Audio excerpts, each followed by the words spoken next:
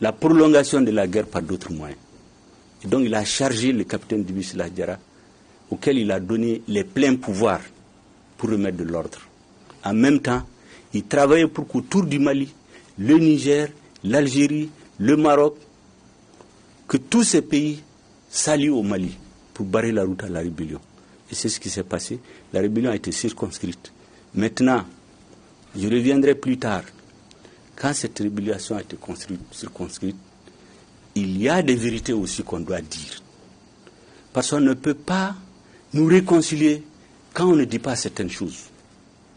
Dans le processus de rétablissement de l'État dans la région de Kidal, dans l'Agdag, il y a eu des abus contre les populations. Si on ne le dit pas, ça aussi, on n'est pas véridique. On en a parlé dans le livre. Il y a eu des exécutions sommaires. Il y a eu beaucoup d'orphelins. Il y a eu des gens qui ont été tués, qui ont été pris comme ça. Vous savez que chez le Touareg, quand vous lui enlevez le turban en public, c'est la plus grande humiliation que vous pouvez lui faire subir. On amenait des chefs de tribu. On enlevait leurs turbans. On les rasait. On les faisait arrêter au soleil toute la journée. On les fusillait vers le soir. Et on obligeait les populations à applaudir.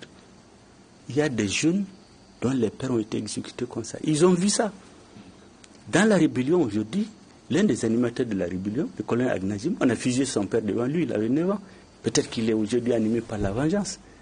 Mais il y a des gens qui ont su se mettre au-dessus. Ils ont compris ce que c'est qu'un État. Il y a un homme auquel moi je voudrais rendre hommage aujourd'hui, c'est Mohamed Aghishrach, le gouverneur de Kidal. Son père a été tué aussi.